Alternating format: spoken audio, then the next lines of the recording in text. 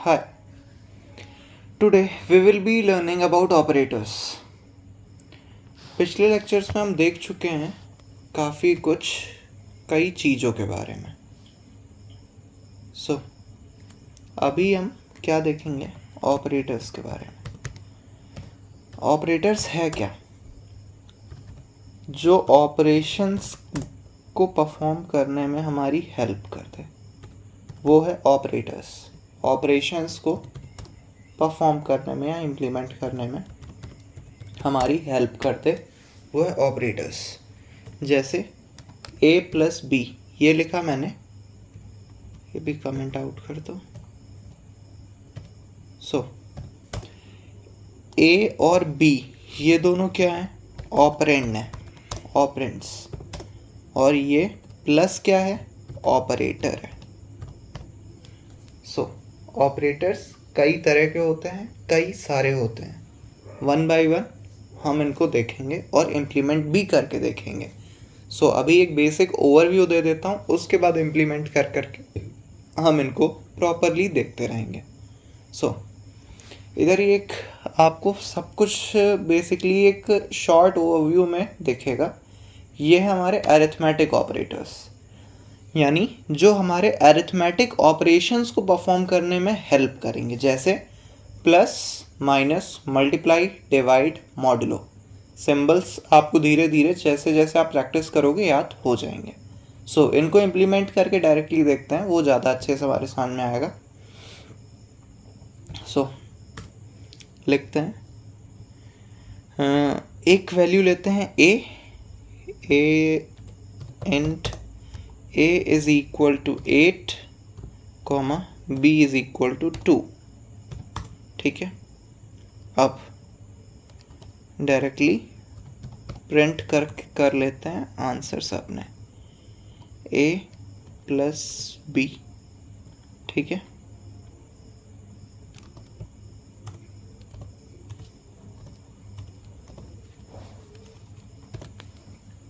यहाँ पे a minus b, a multiply b, a divide b, a modulo b. इसको हम एग्जीक्यूट करा के देखते हैं. मॉडुलो, इसे हमें याद रखना है, ये हमें रिमाइंडर देता है. डिवाइड हमें क्वोशिएंट देता है. ठीक है. और multiply minus addition as per maths ही वर्क करेंगे. ठीक है. रिमाइंडर 8 मॉडुलो 2 है, इसमें तो रिमाइंडर क्या आएगा? 0. और क्वोशिएंट क्या आएगा? 4. इसी तरह मल्टीप्लाई करेंगे तो 8 इंटू 2 16, 8 माइनस 2 6, और 8 प्लस 2 10. ये हमारा आंसर आना चाहिए. ठीक है. क्वोशिएंट, रिमाइंडर, ये सब. ठीक है. रन करके देखते हैं क्या यही वैल्यूज़ आ रही हैं हमारे आंसर में या नहीं. एक बार मैं इसको हटा दूं, एक नए टर्मिनल पे आपको रन करके दिखाता हूँ.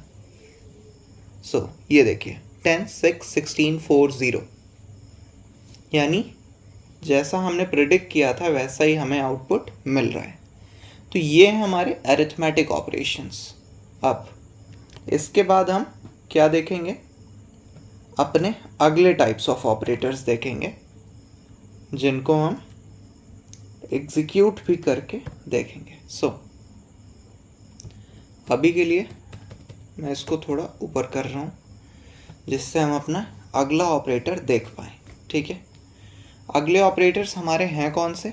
Logical operators. लॉजिकल ऑपरेटर्स, ये इसके सिंबल्स हैं, सिंबल ही यूज़ होते हैं कोड में. 2 बार एम्परसेंड का साइन है, इसको लॉजिकल एंड बोलते हैं. ठीक है. 2 बार एकदम स्ट्रेट लाइंस हैं, लॉजिकल और है वो. और एक्सक्लेमेशन मार्क, इसको हम लॉजिकल नॉट बोलते हैं. लॉजिकल एंड क्या बोलता है? फॉर एग्ज़ाम्पल आप लेट करो कि आपके पापा ने आपको बोला कि आप अगर स्कूल चले जाओगे और आप कॉलेज भी चले जाओगे कॉलेज नहीं सही रहेगा, स्कूल और कॉलेज एक साथ। आप अगर स्कूल चले जाओगे और आप अगर ट्यूशन चले जाओगे तो आपको क्या ला के दे देंगे, बाइक ला के दे देंगे। सो स्कूल भी जाना है और कॉलेज भी जाना है, दोनों काम अगर पूरे होंगे तभी बाइक आएगी। और क्या बोलता है, या तो स्कूल चले जाओ या तो ट्यूशन चले जाओ, अगर दो में से एक काम भी पूरा हो गया तो हम बाइक दिला देंगे। नॉट क्या बोलता है, अगर उल्टा ट्रू हो गया तो ये काम कर देंगे, अगर इसका जस्ट उल्टा ट्रू हो गया। सो इसको भी इम्प्लीमेंट करके देखते हैं, तब ज़्यादा अच्छे से समझ में आएगा। सो लॉजिकल ऑपरेटर्स के लिए भी हम सबसे पहले int a is equal to 8 और b इज इक्वल टू 2 वही लेट करके रखते हैं। सबसे पहले मैंने बोला if a is greater then 5 and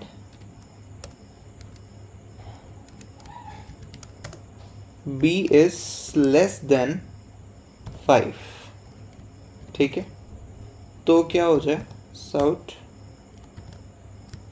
add, ठीक है, और इनका एडिशन प्रिंट भी करवा दो, चलो a प्लस बी, ठीक है। अगर ये दोनों कंडीशंस ट्रू हो जाएं तो क्या हो जाए, ऐड हो जाए, ठीक है, इसमें कोई प्रॉब्लम नहीं होगी। अब क्या a 5 से बड़ा है, हाँ ये कंडीशन ट्रू है, ठीक है, b 5 से छोटा है, ये भी ट्रू है। अब मैंने एंड में अभी बताया था कि अगर दोनों कंडीशन ट्रू हैं, आप स्कूल भी जा रहे हो और आप ट्यूशन भी जा रहे हो, तभी आपको बाइक मिलेगी। यानी अगर दोनों कंडीशन ये ट्रू हुई तभी ये स्टेटमेंट प्रिंट होगा। तो रन करके देखते हैं कि ये स्टेटमेंट प्रिंट हो रहा है या नहीं, ठीक है। सो रन किया हमने, हमारे पास आउटपुट आया ऐड 8 2। सो अभी इसने अलग से हमें 8 2 दे दिया, ऐसा क्यों? क्योंकि हमने ऑलरेडी आगे एक स्ट्रिंग लगा रखी थी, तो उसने पूरे स्टेटमेंट को एक स्ट्रिंग मान के ट्रीट किया और हमें आंसर दिया, ठीक है। सो इसमें कोई प्रॉब्लम नहीं है। अब जब मैंने उसको ब्रैकेट में अलग से यानी इंटीजर की तरह डिफाइन कर दिया तो हमारे पास क्या आउटपुट आ गया, ऐड और 10, जो हमें आउटपुट चाहिए। सो अगर मान लो इन दोनों में से कोई कंडीशन फॉल्स हो जाए, a इज ग्रेटर देन 10 मान लो मैं लिख दूं, तो क्या होगा, तब क्या कुछ भी प्रिंट होगा? नहीं, तब कुछ भी प्रिंट नहीं होगा, ये कुछ भी प्रिंट नहीं हुआ, ठीक है। अच्छा, अगर इसी जगह मैं और लगा देता तो और क्या बोलता है, दो में से एक काम भी कर दोगे तो भी मैं प्रिंट कर दूंगा। रन करके देखते हैं क्या ये सच है। हाँ जी, ये सच है और प्रिंट कर रहा है। अच्छा, और मैं अगर दोनों कंडीशन ट्रू हो गई तो, अरे जब पापा ने बोला है कि अगर स्कूल या ट्यूशन चले जाओ तो बाइक दे दूंगा, तो अगर तुम दोनों जगह जाओगे तब तो 100% बाइक मिलेगी ही मिलेगी। तो अगर कोई एक कंडीशन भी ट्रू है तो भी और आपके स्टेटमेंट को प्रिंट करेगा, अगर दोनों कंडीशन ट्रू हैं तो भी और आपके स्टेटमेंट को प्रिंट करेगा। अब मान लो यहाँ पे मैंने एक चीज़ लिखी, ये था मेरा एंड और, मगर यहाँ पर मैंने लिखा नॉट। नॉट का सिंबल अभी आपको मैंने दिखाया था कि ये सिंबल होता है नॉट का। सो नॉट का काम क्या होता है, नॉट बोलता है कि अगर ये कंडीशन फॉल्स हुई, यानी a ग्रेटर देन 10, क्या है ये, फॉल्स है, क्योंकि a की वैल्यू क्या है 8 और 10, 8 10 से बड़ा नहीं है, ठीक है। तो हाँ, इस पूरे एक्सप्रेशन की वैल्यू a ग्रेटर देन 10 की वैल्यू क्या है, फॉल्स, और नॉट क्या कर देगा, इसी फॉल्स को किस में कन्वर्ट कर देगा, ट्रू में। तो अगर b को मैं क्या कर दूं, लेस देन 1 कर दूं, ठीक है, तो ये कंडीशन तो अब फॉल्स है, ठीक है, ये कंडीशन फॉल्स है, अब ये कंडीशन a ग्रेटर देन 10 तो फॉल्स है, मगर मैंने नॉट कर दिया तो यानी फॉल्स का उल्टा हो जाएगी ये अब, और ये हो जाएगी अब ट्रू। ठीक है, तो जब ये ट्रू हो गई तो यानी ये कंडीशन है हमारी ट्रू और ये कंडीशन है हमारी फॉल्स, और बीच में लगा है और ऑपरेटर। और क्या बोलता है? और बोलता है दो में से एक भी ट्रू हुई कंडीशन तो मैं स्टेटमेंट को प्रिंट कर दूंगा। तो और के हिसाब से एक स्टेटमेंट ट्रू है, दूसरा फॉल्स है, तो यानी प्रिंट होना चाहिए स्टेटमेंट। क्यों? क्योंकि ये पूरा नॉट की वजह से ट्रू हो गया है। नॉट ने क्या कर दिया है? उल्टा कर दिया है, तो यानी ये प्रिंट होना चाहिए। रन करके देखते हैं। हाँ, प्रिंट हो रहा है। अभी इसी जगह अगर मैं ये नॉट हटा दूं, अब मैं रन करके देखूं, देखिए कुछ भी प्रिंट नहीं हुआ। तो ये है हमारा नॉट। नॉट क्या कर देता है? जस्ट उल्टा कर देता है चीज़ों को। ठीक है, तो ये था हमारा लॉजिकल ऑपरेटर। ठीक है, अब हमारे अगले टाइप के ऑपरेटर से रिलेशनल ऑपरेटर। इनको इम्प्लीमेंट करके देखना, हम ऑलरेडी हर जगह देख चुके हैं, फिर भी एक बार ओवरव्यू के लिए बता देता हूँ। इक्वल्स इक्वल्स, ये बेसिकली दो चीज़ें आपस में इक्वल हैं या नहीं ये चेक करने के लिए यूज़ होता है। फिर आता है हमारा लेस देन। फिर लेस देन गिवन वैल्यू किसी चीज़ से छोटी है या नहीं। फिर greater than, less than equal to, greater than equal to, not equal to. Not equal to कि ये दो वैल्यूज़ दी रहेंगी, दोनों वैल्यूज़ आपस में इक्वल नहीं होंगी तो ट्रू आ जाएगा हमारे पास। ठीक है, फिर भी इसको एक बार इम्प्लीमेंट करके देख लेते हैं। ठीक है, a की वैल्यू हमें दी हुई है and a is equal to 8, b is equal to 2। ठीक है, सो इफ, अब यहाँ पे मैंने बोला इफ a इक्वल्स 7, तो सॉर्ट करो a B C D, A B C S हो गया, A B C D। ठीक है, अगर else if A is greater than 10, तो सॉर्ट करो A D Y J, let b. ठीक है,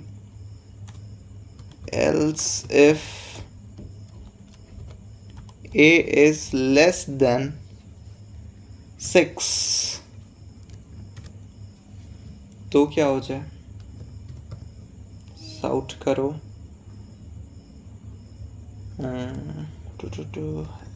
रैंडम। ठीक है, इसी तरह less than equal to, else if, sort करो इफ में कंडीशन में क्या दे दूं? अरे यार, इसमें कंडीशन में क्या दे दूं? इसमें कंडीशन में दे देता हूं a is less than equal to 8 and b is greater than 1, तो प्रिंट क्या हो जाए? गुड। ठीक है, अगर ऐसा कुछ भी नहीं हो रहा है तो क्या प्रिंट हो जाए? बैड। ठीक है, तो दिख रहा है ये हमारा इक्वल्स इक्वल्स, ये चेक करेगा क्या a 7 के बराबर है, a की जो वैल्यू है क्या वो 7 के इक्वल है? नहीं है, तो ये स्टेटमेंट एग्जीक्यूट नहीं होगा। क्या a 10 से बड़ा है? नहीं, तो ये भी एग्जीक्यूट नहीं होगा। ये ग्रेटर देन का सिंबल है क्योंकि a इज लेस देन 6, क्या a 6 से छोटा है? नहीं, तो ये भी एग्जीक्यूट नहीं होगा। क्या a 8 से छोटा या इक्वल है? ये लेस देन इक्वल टू, तो क्या a जो है हमारा वो 8 के बराबर या 8 से छोटा है? हाँ, ये कंडीशन ट्रू है। बीच में मैंने एंड ऑपरेटर लगा दिया। एक और कंडीशन दी हुई है, वो क्या है? b इज ग्रेटर देन 1, और ये कंडीशन यानी a 8 से छोटा या बराबर होना चाहिए और b 1 से बड़ा होना चाहिए, तो प्रिंट होगा गुड। और ये दोनों कंडीशन सेटिस्फाई कर रही हैं, तो एल्स पे वो आने का कोई वो नहीं रखेगा। और हमारा क्या प्रिंट होना चाहिए, गुड। रन करके देखते हैं। सो हमने रन किया, गुड प्रिंट हो गया। ठीक है। सो ये थे हमारे रिलेशनल ऑपरेटर। ठीक है। रिलेशनल ऑपरेटर बहुत ही सिंपल होते हैं और इजीली इसको समझ चुके हैं। हम अपने अगले टाइप ऑफ ऑपरेटर्स पे बढ़ते हैं जो कि हैं असाइनमेंट ऑपरेटर। असाइनमेंट ऑपरेटर बस बेसिकली वैल्यूज असाइन करते हैं। ठीक है। जैसे मैंने लिखा int a is equal to 8 comma b is equal to 2, तो ये बीच में इक्वल टू यूज किया, यही है हमारा असाइनमेंट ऑपरेटर। ठीक है। अब अगर मैं चाहूँ तो यहाँ एक चीज़ लिखूँ a प्लस इक्वल टू 1। ठीक है। और इससे मुझे कोई भी एरर नहीं दिखेगी। इसका मतलब क्या हुआ, और अब अगर मैं a की वैल्यू को प्रिंट कराऊंगा तो क्या हो जाएगा, देखते हैं। a की वैल्यू जो 8 थी वो हमारे पास क्या आ रही है, अब 9 आ रही है। इसी तरह अगर मैं यहाँ पे a मल्टीप्लाई इंटू 20 लिख दूँ, ठीक है, और अब रन करूँ, सो 160 आंसर आ गया हमारा। ठीक है। तो ये बेसिकली आपके दो काम करेंगे, अरिथमेटिक ऑपरेशन भी परफॉर्म कर रहे हैं और आपका वैल्यू जो आएगा आंसर में वो आपके वेरिएबल a को असाइन भी कर रहे हैं। तो ये भी असाइनमेंट ऑपरेटर की कैटेगरी में हम पढ़ते हैं। इनको एक और नाम से बोला जाता है शॉर्ट हैंड ऑपरेटर। ऐसा क्यों? अगर ऐसा ना होता तो आप इसको कैसे लिखते, a is equal to a into 20। ये थोड़ा बड़ा स्टेटमेंट हो गया, जैसे कि ये यूज हो रहा है, इसके कंपैरिजन में ये थोड़ा बड़ा स्टेटमेंट है। और जब हम कॉम्प्लेक्स चीज़ें लिखेंगे तो ये स्टेटमेंट्स और बड़े हो जाएंगे। इस वजह से ये हमारे कोड को शॉर्ट कर देते हैं और इजी कर देते हैं, क्रिस्प कर देते हैं। सो इस वजह से हम इन ऑपरेटर्स को कई बार यूज़ करते हैं। ठीक है। इसके बाद हमारा अगला ऑपरेटर है इंक्रीमेंट डिक्रीमेंट। इंक्रीमेंट डिक्रीमेंट उस पेज पे हम नहीं जाके देखते हैं, इसी पे हम डायरेक्टली देख लेते हैं। Int a is equal to 8। ठीक है। सीधे मैं साउट करता हूँ, क्या, प्रिंट करो प्लस प्लस a। ठीक है। इसको हटाते हैं। ठीक है। और इसको प्रिंट करते हैं। ठीक है। ठीक है। यहाँ पे प्लस प्लस a की जगह मैं लिखता हूँ a प्लस प्लस, यहाँ पर मैं लिख दूँ अगर माइनस माइनस a और a माइनस माइनस। ठीक है। तो अगर और जो हमारा वेरिएबल है उसके पहले ही दो प्लस आपको दिखें तो ये है प्री इंक्रीमेंट। अगर बाद में देखें पोस्ट इंक्रीमेंट। ये है प्री इंक्रीमेंट। और इसी जगह अगर यहाँ पे आपको बाद में देखें तो ये है पोस्ट इंक्रीमेंट। इसी तरह प्री डिक्रीमेंट और ये पोस्ट डिक्रीमेंट। ठीक है। प्री क्या बोलता है कि वैल्यूज को पहले इंक्रीज करो या डिक्रीज करो फिर उसके बाद प्रिंट करो। पोस्ट क्या बोलता है, पहले प्रिंट कर दो बाद में अपडेट कर देना। ठीक है। तो देखते हैं रन करके कि वैल्यूज क्या आती हैं। जैसे 8 है, प्री क्या बोलेगा, पहले इंक्रीज कर दो फिर प्रिंट कर दो, यानी 9 प्रिंट होना चाहिए। और ए ये क्या बोलेगा कि पहले प्रिंट कर दो और फिर बाद में इंक्रीज कर दो, तो यानी यहाँ पे क्या प्रिंट होना चाहिए, 9 प्रिंट होना चाहिए। और इसके बाद वैल्यू क्या हो जाएगी, प्रिंट होने के जस्ट बाद वैल्यू हो जाएगी 10।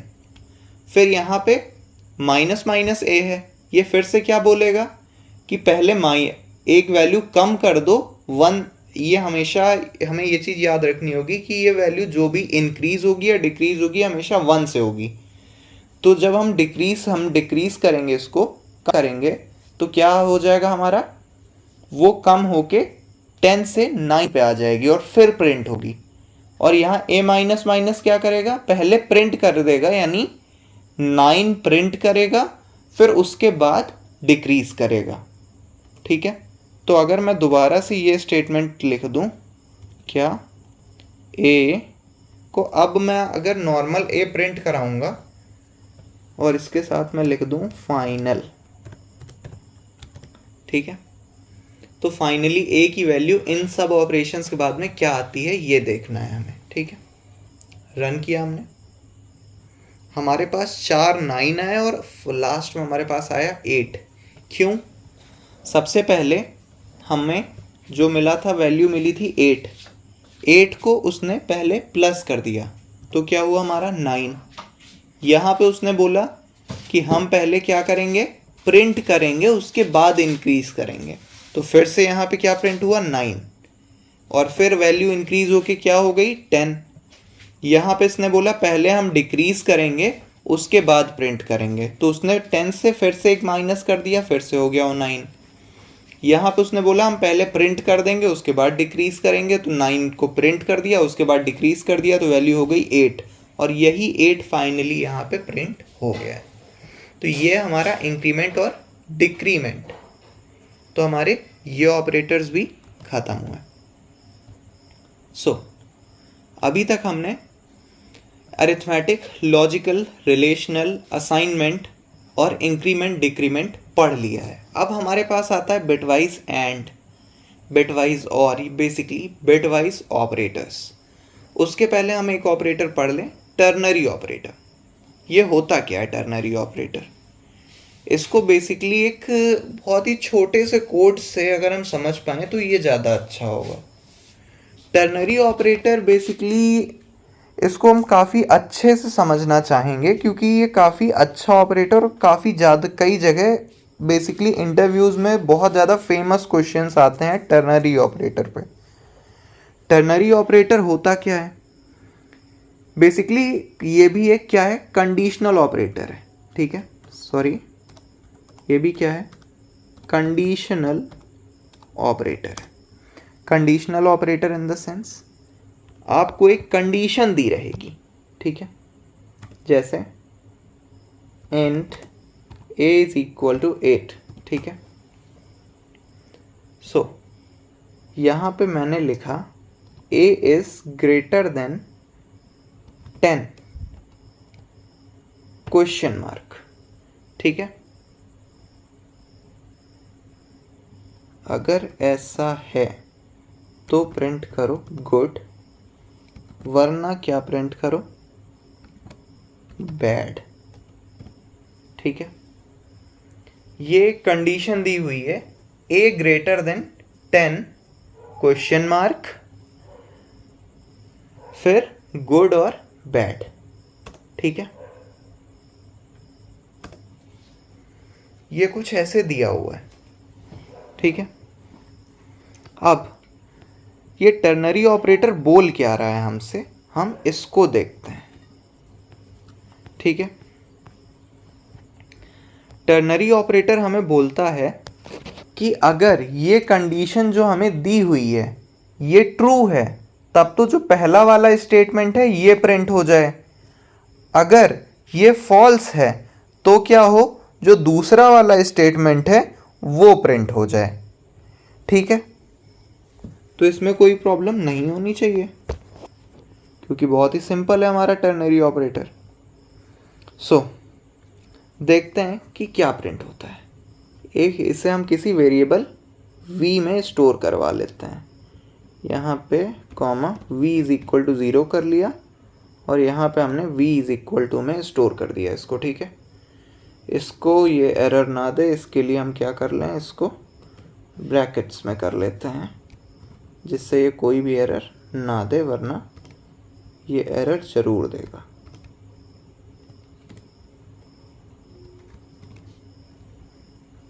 ये अभी भी एरर दे ही रहा है, क्यों भाई? Can not convert from string to int. Okay, यहाँ पे एरर आ रही है, स्ट्रिंग टू इंट कन्वर्जन नहीं हो सकता है। ऐसा क्यों? अच्छा, अभी के लिए अगर मैं इसको नॉर्मली लिख दूँ यहाँ पर a प्लस ए, अब देखिए कोई भी एरर नहीं दे रही है, ठीक है। और यहाँ पर मैं लिख दूँ a इंटू 2, अब इधर भी कोई एरर नहीं है। और लास्ट में मैं क्या कर दूँ, प्रिंट करा दूँ कि इसको v को, system dot out dot println v, ठीक है।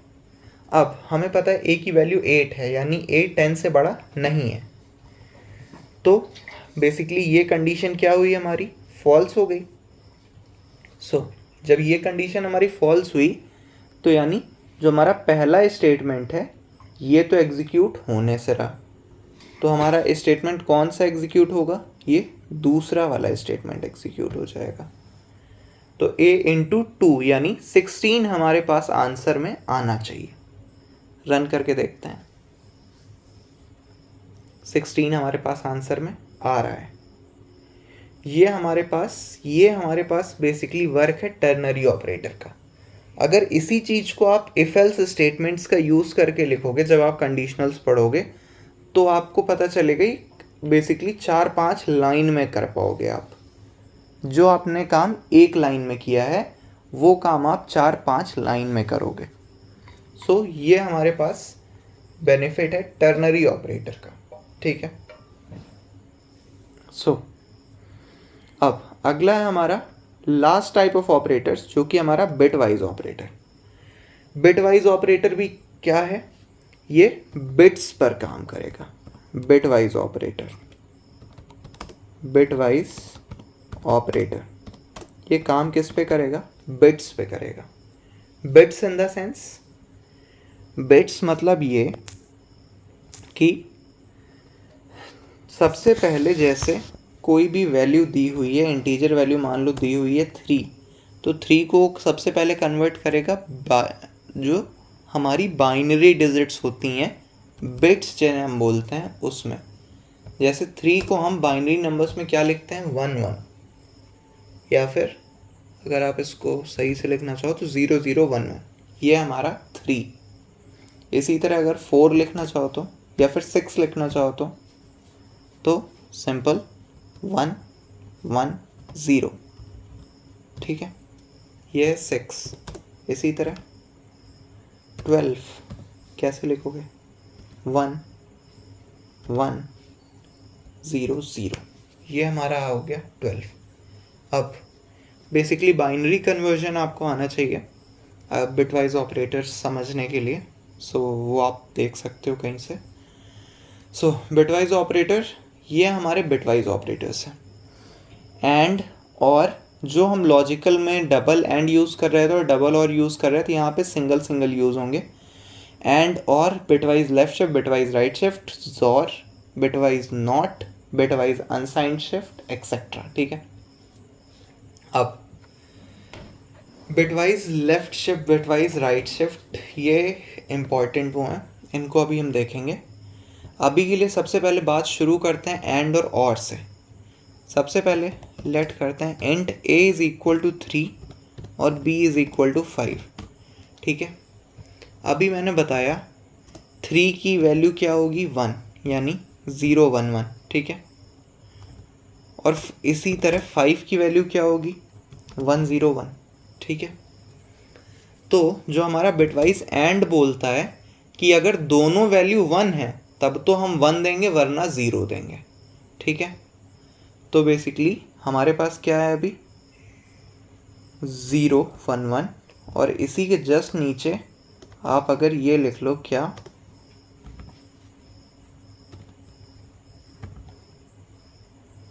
1-0-1, ठीक है। तो हमारे पास आंसर में क्या आना चाहिए, देखो इस 1 के नीचे 1 यहाँ पे है, तो यानी एक 1 आ गया। अब इस 1 के नीचे 0 है तो 0 आ जाएगा। इस 0 के नीचे 1 है तो यानी फिर से 1-1 तो नहीं है तो फिर से 0 आ जाएगा। तो हमारे पास आंसर में क्या आया 0 1 1 यानी 1। ठीक है, समझ में आया। तो ये हमारा क्या एंड, ये हमारा एंड ऑपरेशन। ठीक है, और क्या बोलता है, कोई एक भी अगर 1 है तो मैं आपको आंसर क्या दे दूंगा, 1 दे दूंगा। सो इसको भी करके देखते हैं। और ऑपरेशन क्या बोलता है, अगर कोई एक भी 1 है तो। सो 1 और 1, अब दोनों 1 है फिर तो 1 देना ही देना है हमें। ठीक है, अब यहाँ पे देखो सेकंड प्लेस पे ऊपर यहाँ पे 1 है, यहाँ पे 0 है, मगर और क्या बोलता है, मैं 1 दे दूंगा अगर एक भी 1 है तो। यहाँ 0, यहाँ पे 1, और बोलता है अगर एक 1 है तो मैं 1 दे दूंगा। तो बेसिकली क्या आया 1 1 1, यानी ये वैल्यू है 7 की। ठीक है, तो अगर अभी मैं प्रिंट करूं इन दोनों के ऑपरेशंस को तो क्या प्रिंट होना चाहिए, 1 और 7। सो यहाँ पे मैं लिखता हूँ A एंड B, और यहाँ पर मैं लिखता हूँ A और B। ठीक है,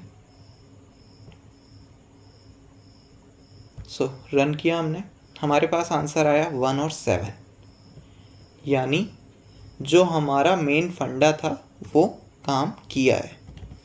सबसे पहले हमने 3 को लिखा 0 1 1, फिर हमने 5 को लिखा 1 0 1, फिर हमने डिजिट्स मैच की, सबसे पहले राइट मोस्ट डिजिट और इसकी right most digit. And operation, अगर दोनों 1 है तो 1 देगा, अगर दो में से एक भी 0 है तो 0 दे देगा। और ऑपरेशन क्या बोलता है, अगर दो में से एक भी 1 है तो मैं 1 दे दूंगा आंसर में। ठीक है, तो ये था हमारा एंड और की बात। अब अगला आता है हमारा लेफ्ट शिफ्ट और राइट शिफ्ट। लेफ्ट शिफ्ट और राइट शिफ्ट। ठीक है, लेफ्ट और राइट शिफ्ट ये होता क्या है, लेफ्ट शिफ्ट बेसिकली जो हमारा नंबर है उसको डबल कर देगा।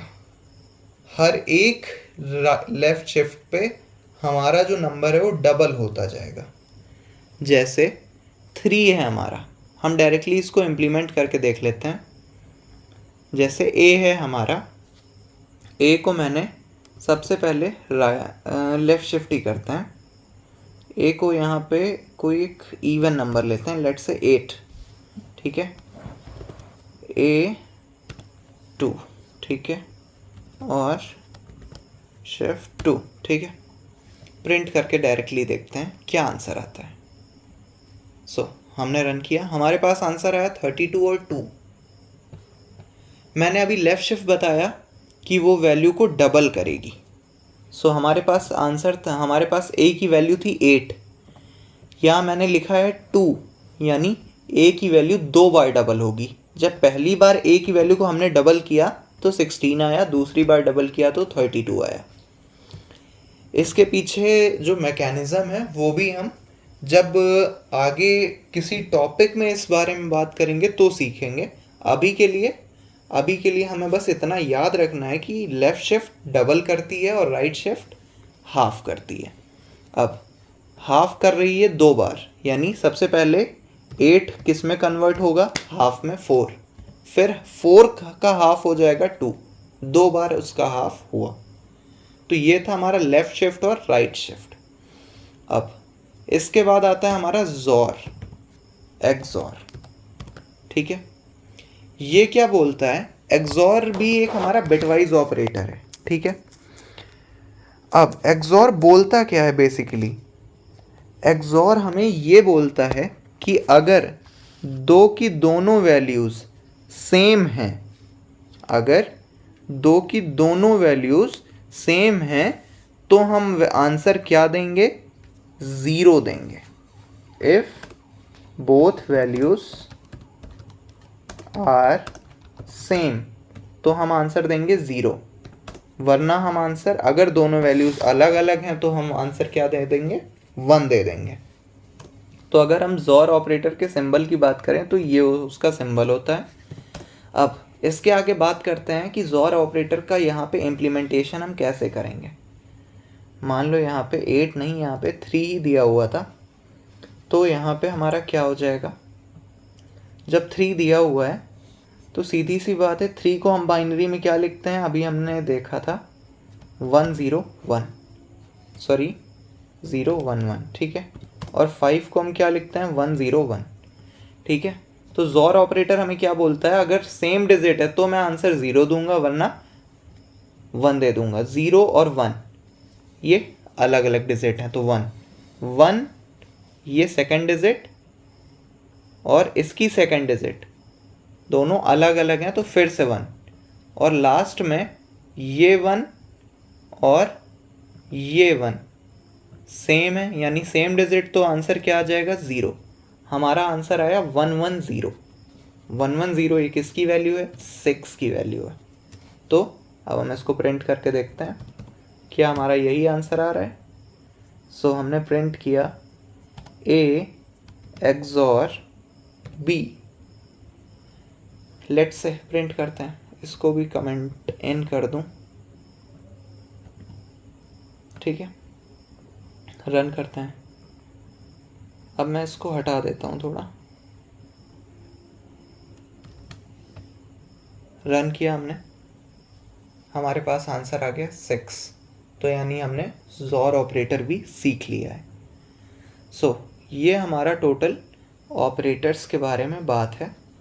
इसके अलावा हमारा लास्ट बचता है बिटवाइज नॉट और अनसाइंड शिफ्ट। बिटवाइज नॉट इसको हम कॉम्प्लीमेंट भी बोलते हैं, ठीक है। लास्ट है हमारा बिटवाइज नॉट, इसको हम कॉम्प्लीमेंट भी बोलते हैं, ठीक है। कॉम्प्लीमेंट बेसिकली जैसे आपका A की वैल्यू है 3, तो डायरेक्टली हम इसको प्रिंट करवा के ही देख लेते हैं कि क्या आता है। मैंने लगाया नॉट, ठीक है। अब A की वैल्यू है 3, तो क्या प्रिंट होना चाहिए, देखते हैं -4, ठीक है। तो यानी अभी के लिए अगर हम इतना बस समझ लें कि जो हमारा नॉट ऑपरेटर है वो क्या करेगा, जो हमारी वैल्यू है उसका -1, ठीक है। A हमारा 3 था, तो -3 - 1 = 4। इसी तरह जैसे B 5 है, तो इसमें B के लिए हमारा क्या आंसर आना चाहिए, -6 आना चाहिए। देखते हैं आ रहा है, हाँ जी -6 आंसर आ रहा है। तो सिंपली जो हमारा नंबर है उसको नेगेटिव में कन्वर्ट कर देगा और तुरंत क्या कर देगा, उसमें